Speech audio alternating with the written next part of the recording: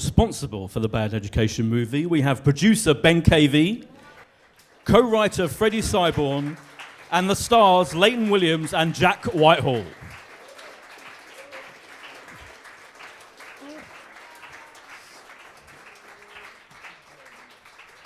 Hello. Hello. Here we are. Q&A. Bad Education. It's exciting. So, Jack, let's go. Just remind people in case they don't know.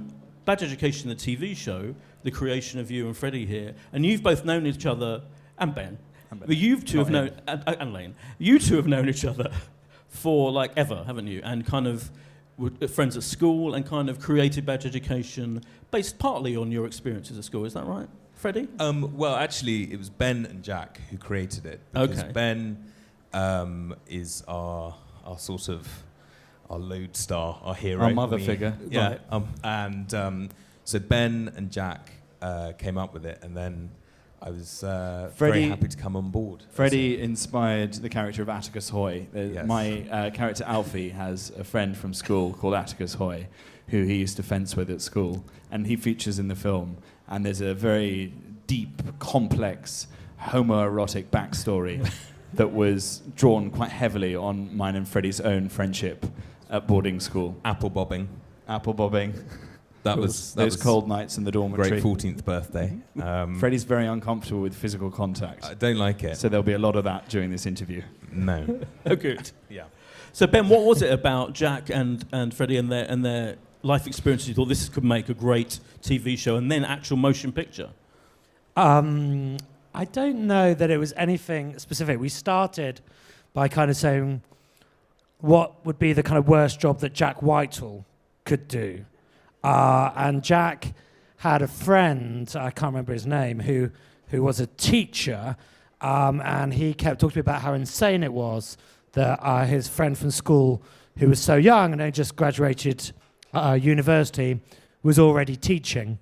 So we started talking about him, and then we started building the other characters around it. So I guess the jumping off point was who would be the worst teacher in the world, Jack Whitehall. Then we started building Alfie, the character, who's obviously a much bigger fool and an idiot and a juvenile than Jack is. And then we started building the characters around Jack, and then Freddie came on board with lots of bizarre Marlborough-based stories and contributed very much to some of the standout characters, such as Pickwell. I don't know really what the inspiration was for that, because when I first started talking about her, she was quite a dull character, and then you two kind of transformed her into quite an event. So Ben's story of events, I'll go with that to a point. I do actually think I make a rather good teacher. Probably not history, but you'd I make think a better maybe teacher than you'd make a doctor. Well, yeah, definitely. I think I could teach something of an artistic inclination. I could be a good drama teacher. Not sure about we could that. do an improvised Star in all the scenario now. shows. No? Okay, maybe I wouldn't be a good teacher. But yeah, I mean, Alfie is quite You'd be a good close art to me. teacher. I'd be a good art teacher. You know, he's very good at drawing penises. He draws them all over set. I'm not sure Leaves how them much of that everywhere. goes on in schools, to be honest. You'd be a good penis art teacher. Yes, Penis-based art yes. teacher. And And also, I mean, when we started writing the characters and creating the characters, sometimes there is an actor that you have in mind, and then the character just writes itself, such as Mr. Leighton Williams, who brought so much to the role of Stephen. Me. I'm not like my character at all. Very, very shy and very butch. It's a transformation. When it came to the TV show became a huge phenomenon, and did it surprise you? Went off for 3 series on BBC. Did it surprise you, all of you, how it kind of soon it caught on? Now people kind of loved it, and it became a much cherished thing. And then the fact that so big, you're going to turn it into a movie. Yeah, I mean, it's great that it has lots of fans and lots of kind of young fans as well, and a very devoted fan base. I mean, it doesn't get as many viewers as, Mrs. Brown's Boys or Downton Abbey, but the fans of Bad Education seem like, they're very loyal to the show, and they really have stuck with it through this 3 series, and hopefully will enjoy the film as well. We were very conscious when we made it to make sure that it is a film that fans of the show and fans of the series will really, really like and really, really enjoy. But on the flip side of that, you need to make sure that it's a film that is accessible to people that haven't seen the series and don't know about it. So when we were writing it, right from the get-go, we made sure that we wrote a story that if you'd never seen Bad Education before, you could watch it for the first time and enjoy the film. And if you watch the series, you'd also enjoy it. Freddie, was that hard? Was it hard to write the film and make it a kind of thing that could live and exist in its own right? And also, of course, films have their own structure, don't they? And all of that. Was it harder than you thought, or did it? Yeah, I guess so. I guess we sort of we did a lot of work. We did a lot of work with Ben and with Jeremy Dyson and Dan Swimer, who are our script editors. And we spend a lot of time trying to structure a kind of plan of the action. I think, oddly, the ending came to us relatively easily. I mean, we always sort of, from relatively early on, had an idea of how we'd like it to end. And I guess the learning curve was more about how to begin the story, what to leave in, what to leave out. The temptation is always to put as much in as possible. And I think I definitely felt that we became more rigorous and we learned that less is more, I guess, trying to make it as streamlined as possible. Ben, did you think I went on set, and the day I was on set, it felt already that it was going to be bigger and kind of more spectacle to this film. Was that part of the plan from the start? You wanted it to be kind of a bit of a spectacular in its own right? Yeah, I mean, we always want to be spectacular. We're always kind of painfully aware that everyone would be arriving going, have they managed to make this translate from the small screen to the big screen? And so you live with that every single day. And it's so different to television, because in TV, you get given a budget. And basically, you do what you can with that budget. And if you can't achieve more, everyone understands that TV is a limited world. Whereas in film, everyone is asking for more the whole time.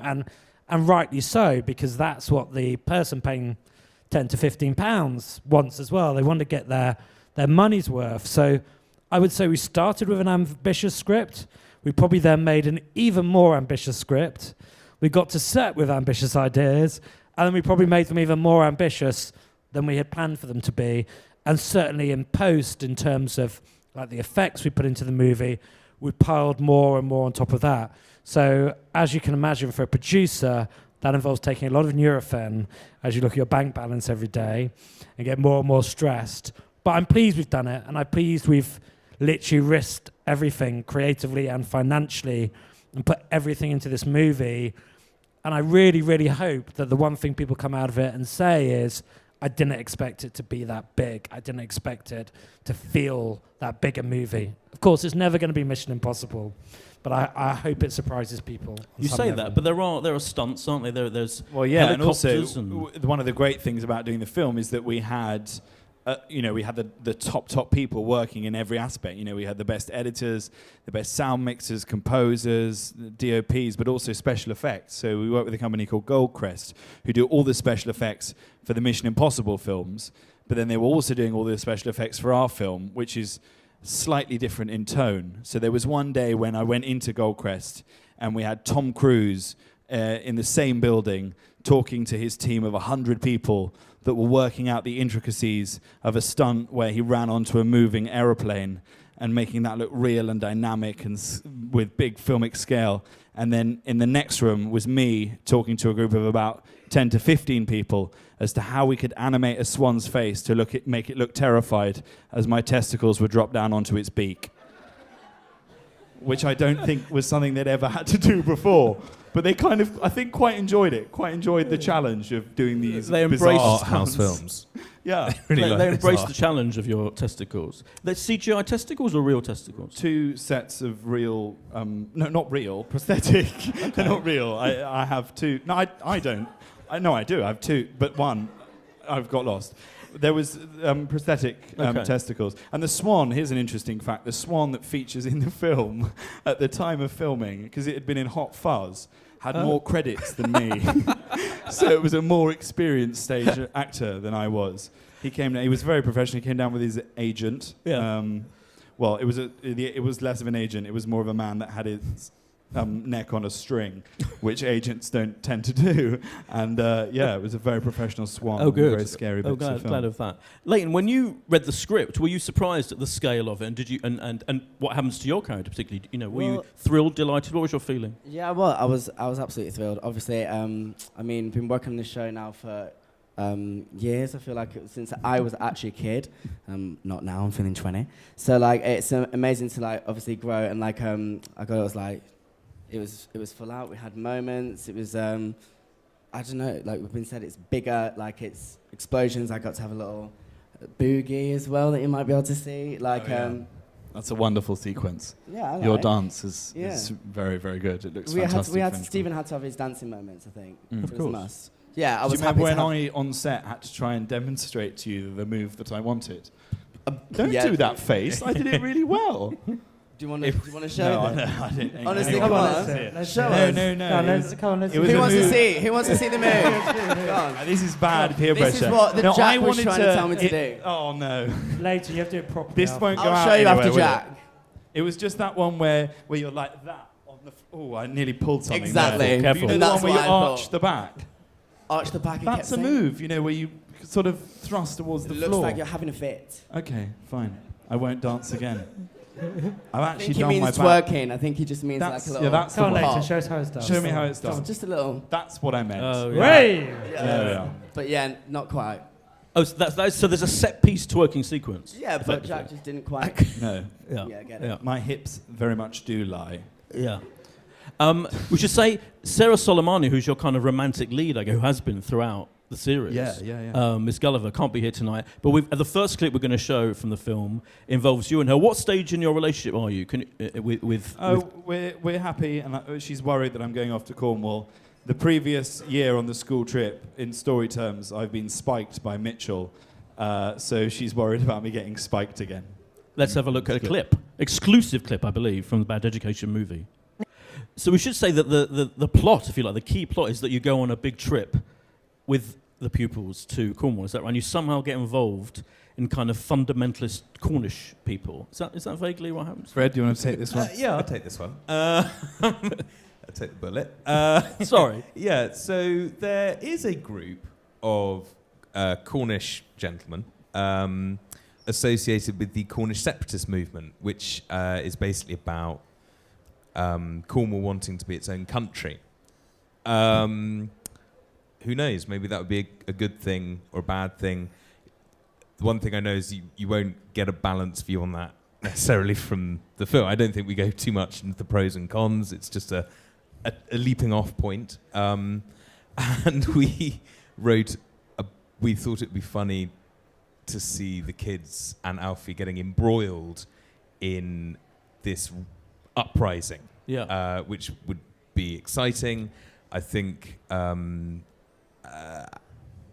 it's okay. Yeah, the way I think it's okay. That's a ringing endorsement tell from the you're writer worried. of it. He thinks it's okay. No, the film kind of ends up. The way I like to describe it is, they go down on a school trip to Cornwall, and it goes disastrously wrong from there, and it ends up becoming like the Cornish version of Braveheart. That is how, with me as the Cornish William Wallace, which would technically make me Mel Gibson, which I don't know whether I'm happy about. So maybe scrap the last bit. And when I saw you're also wearing a kind of Bruce Willis style vest. So there's a bit of Die Hard in there as well, isn't there? Yes, we really borrow quite heavily from the action movie genre, and it is basically an action film set in Cornwall. That's one of the things that we wanted to do, and there's a lot of nods to films that I love, like Predator and Die Hard. The vest is very Bruce Willis, and I have to say that was my decision to wear the vest. I was like, yeah, it'd be great. Alfie could wear the torn vest for the final act of the film, and I'll look like an action hero. And then I caught a glimpse of myself in the mirror and saw my arms, which don't really suit a vest particularly well. So decided to pop on a little shirt at the last minute, because when the sun's out, the guns very much should not be out when it comes to me.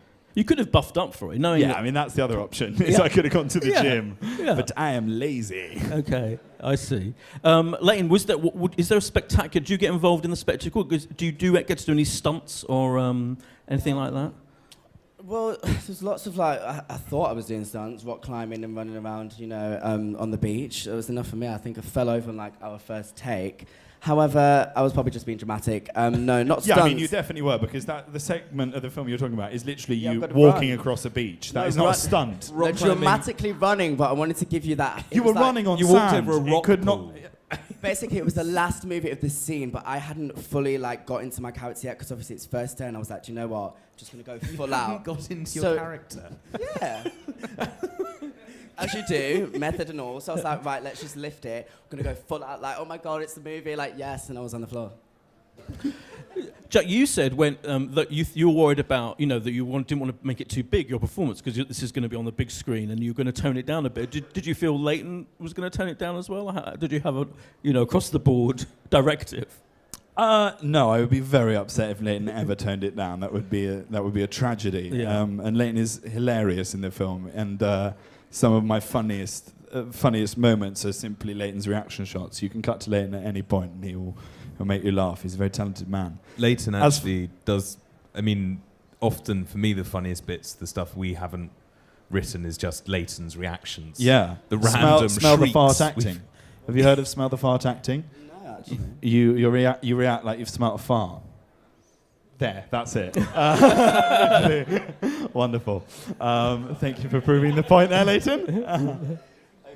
But no, you actually have to be, on a serious point, quite Yeah. conscious because of the size of the screen. Yeah. And if you do anything that's too big, it does really ping. And I wouldn't say I'm an actor that is burdened with subtlety at any point. So, yeah, you do need to be careful. You don't want to be going too big, silent movie acting. My father, in fact, had a small cameo in the film where he was going to play a priest in the back of one of the shots, and he came all the way down to Cornwall dressed up as the priest.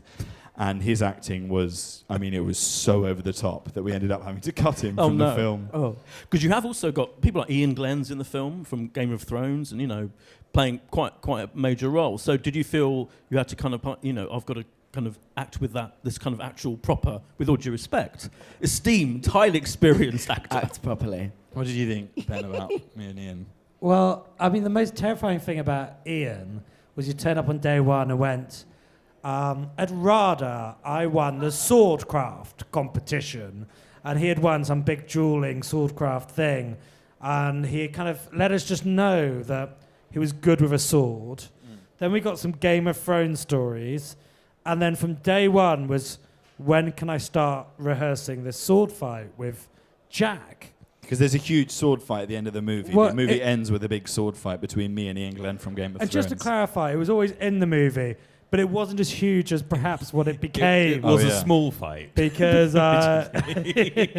Ian became very focused on making it a big moment for his character and the film.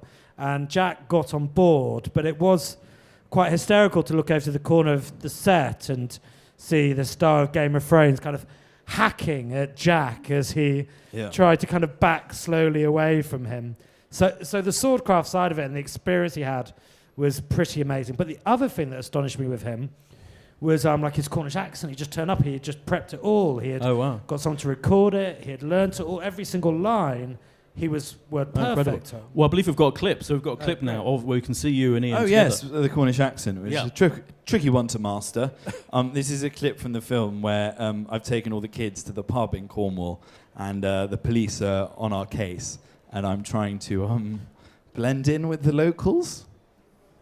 Let's have a look. That's borderline offensive. To everyone. Yeah. To everyone. Talking about offensiveness, I was always amazed at what you could get away with at 10 o'clock on BBC Three in the show when it was on TV. Can you tell us some of the things, without wanting to give too much away, what are some of the most extraordinary things and that you've put yourself through and that you've put Jack through and the rest of them in this film? Are there even more extraordinary, humiliating moments that you can tell us about? Yeah, there's some that are out there. The notable one being the teabagging of the swan, which is Yeah. common knowledge now. In the trailer, we see you Yeah. naked going down a Naked going down a zip wire. Zip wire, yeah. Teabagged and then yeah. go. That was fun.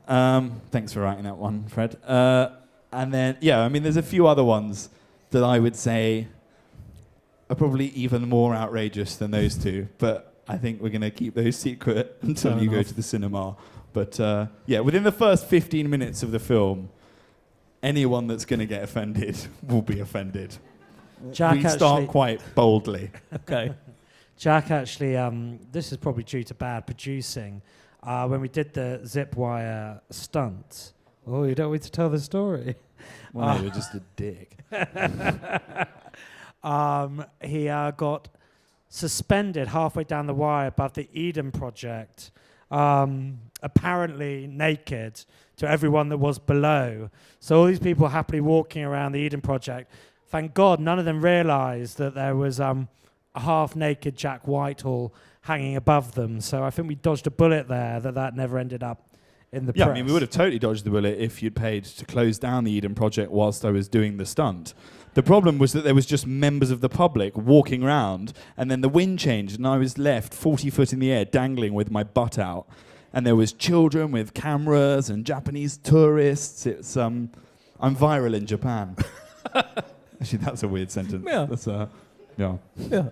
I'm going to throw open to the audience to see if they've got any questions, and hopefully we've got some roving mics to pick up some questions. We should say the film opens on Friday, doesn't it? Is that right? Yeah, Friday. Yeah. Premiere Thursday. Premiere Is there Thursday. is there one thing you can say to I'm sure everyone's going to go and see it anyway. What's the one reason people should go and see the Bad Education movie from each of you before we throw it open to the audience? Ben, start Ben. with you. Go and see it.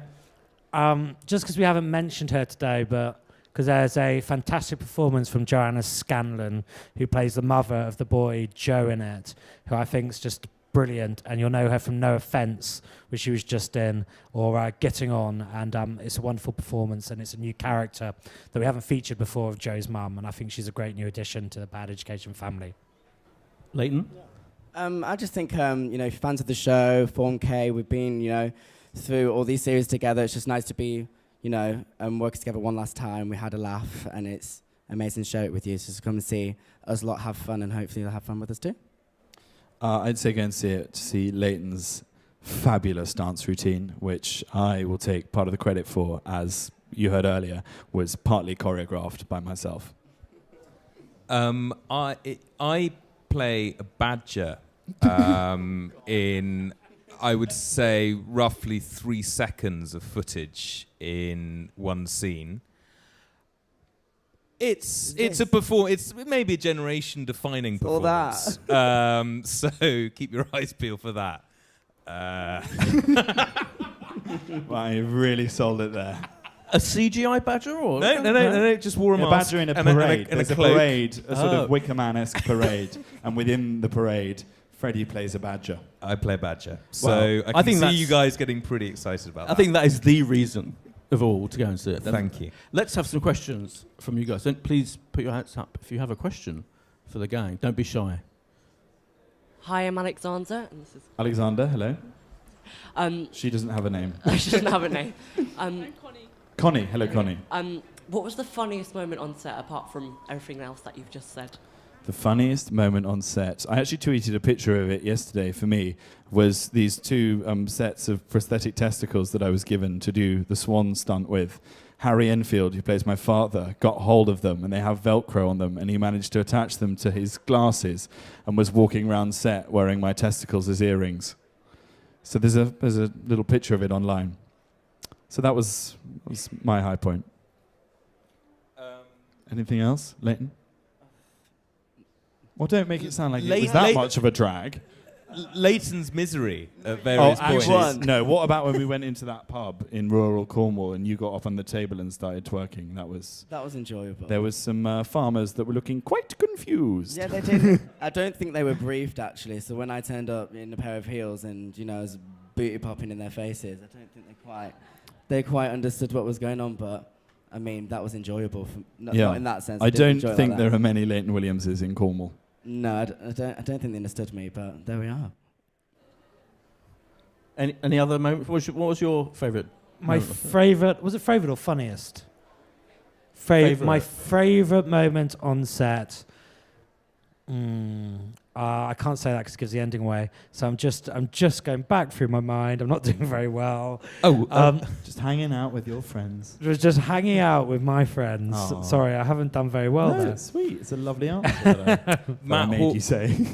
Matt Horn got into character as Fraser and went go-karting by himself. By himself. Oh yeah, that's amazing. He found what he believed to be the nearest go-karting ring, and we'd all gone out the night before, so no one actually woke up to go with him.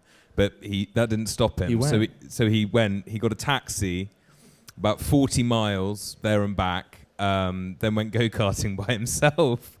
He came back with his lap times and everything. It was very good. He spent quite a lot of money on this trip. I mean, it wasn't a fancy go-kart ring. I don't know what you'd call it, and it must have been quite Circuit. odd to see a man turning up to do it by himself. And he found out that actually there is a go-kart track much closer. So he did get into character. If you're talking method, Matt Horn as Fraser going go-karting alone on a Sunday morning That is probably my favourite moment.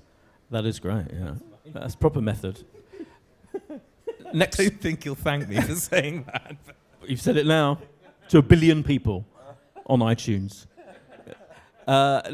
Next question. Yes. Hello. Hello. So after 3 series and a movie, is this what you would consider to be the perfect end for Bad Education now? I think so. Yeah, I think it really goes out on a bang, and it's a really nice way to say goodbye to all of the characters. And I also think that after the story that you see unfold in the film, it would be very difficult for Alfie Wickers to ever be allowed near a school ever again. So I think it is a good place for it to. But when the film makes, 50 million £50. pounds, the pressure, Ben, isn't it, to do a sequel will be Well, immense. I would quite like to see Alfie take his kids on his stag do and take it one step further. That's quite a That's the good little idea. idea that I was thinking Oh, about yeah, the that's other good. day. So Class K hit Vegas. Nice. It might be an 18 rather than a 15. That's what everyone wants. What are the they 18. gonna be doing? Or Alfie or the class, right? But the class are having to do the Hunger Games.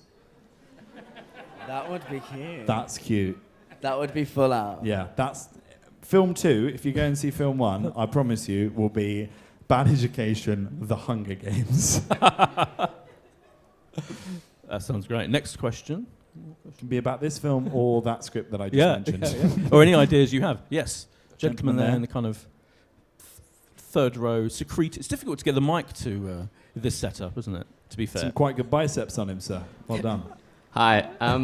Was there any ideas that you had that didn't actually end up making it into the film? Maybe something that was too elaborate or too rude that you just couldn't? Oh yeah, Good question. what didn't go in? What? Oh no!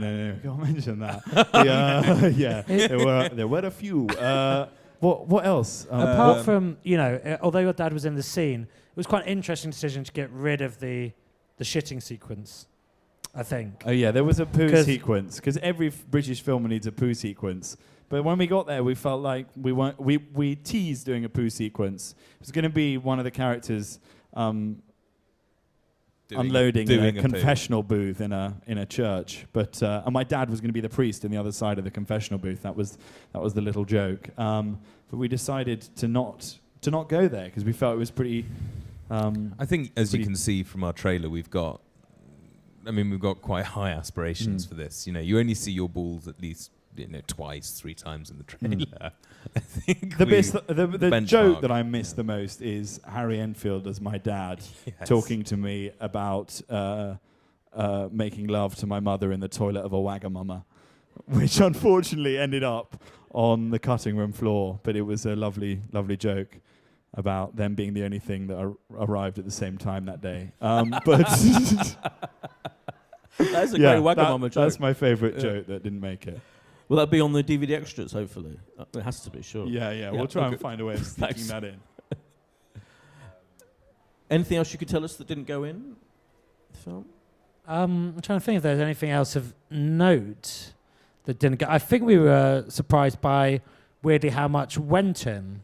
Because I think we went into it thinking we're going to aspire to kind of 8 to 10 big comic set piece moments, and that probably we'd lose a couple of them by the end. But actually what we found in the editing of it, which is different to the TV show, was actually we wanted to try and keep everything, but just make the movie as tight and as fast as possible. So that you really kind of journey through, so in the first half of the movie, a lot of comic set pieces. So we actually weirdly probably kept more than we planned to. Do you remember the story, the original idea that I pitched for the film that I wanted to do, that you kiboshed, which was that they all went on a school trip and they went potholing down a cave. And they went into one of the caves, and Joe was the last one to go in, and he trapped them in the cave by corking them into a pothole, and then they would be trapped in a cave, and it would be like 127 hours, but with Class K, until someone came and pulled Joe out of the cave. Or cut him in half. Or cut him in half. But then you pointed out that it might not be the most cinematic experience to have the whole thing in a cave, with presumably the kids ending up having to drink their own wee. But Leighton would have done that. Anything for the film. I would have done that, of course I would. That could be the third film in the... Time for a couple more questions. Any more questions? Oh, yeah, right. Gentleman towards at the the back. Gentleman towards the back, just to test the mic guy. There you go. Hi. Hi. I was just wondering what your favourite episode of the TV series is. Oh, very good question. My personal favourite is I really like the school trip one in series 1. And we really enjoyed doing that. And it was so fun to have the characters outside of the classroom. And we felt like a lot of the fans really liked that one. And that was part of the inspiration for doing the film, was that we knew how well that one had gone down in the first series, that we thought if we ever got the chance to make a film, we might try and do another school trip. But so that's my favourite, but others may have different choices. I think mine was the Christmas special. I think it was just nice to do something Christmassy with everyone, and I got to do Flashdance. Oh, your and Flashdance. I lived that. Yeah, the Christmas special was my fave. The swimming gala is probably my fave. I absolutely love the Frasier accidental Ku Klux Klan moment. It's one of my favourite moments. And I love the final sequence of Alfie and obviously the allergic reaction and running around naked, which actually we almost cut at one point, or cut down to barely anything. And then we, at the last minute, put the whole sequence in so that you got to see Jack running around looking like a naked elephant man for a good 5 minutes rather than 10 seconds. But good old Ben, always got my back. So yeah, I've always loved the swimming gala. Freddie? I guess I like the episodes with Preet. I really enjoy the South African character Preet, because Jack and I when we write, we often speak aloud, and both of us have incredibly poor South African accents, and so from a personal... I do not know what you're talking about. From a personal perspective, I've always enjoyed how far we've gone with Preet. Preet, yeah. Probably to the point of no return. Does anyone remember the naked sketches that Preet drew of me in series 3? The actor Harry Peacock asked to keep those after filming, and so he took them back to his house. He's married to Catherine Parkinson, and they have some lovely kids together. And the kids found the book of pictures, and he had to explain why there was a whole book full of homoerotic pictures of Daddy and Jack. That's brilliant. And we've got time for one more question, I think. Yeah. Oh, gentleman there. Maybe we've got time for two. There's one second row kind of can do front. two. Yeah, could do two, I'm sure. Hi. Apart from Alfie and Stephen, which character did you enjoy to create and develop during all 3 series and the movie? Who has been... I really enjoyed writing Pasco Trevelyan, who's the baddie in the film, Ian Glenn's character. It was really fun to write a proper screen villain, and he's really terrifying. And writing someone that's, especially for me, like someone that's really good fun to act against, and to have someone that's actually quite scary whilst I'm doing all my sort of twatting around was really fun. So yeah, I really enjoyed writing that character. For me, it's probably Harry Enfield's character, Martin Wickers, who is uncannily like my own father. Without Harry ever having met my dad, he has morphed into my father. Including the Wagamama's anecdote, which that was Freddie's where I was mum and conceived. That's where I was conceived. Harry.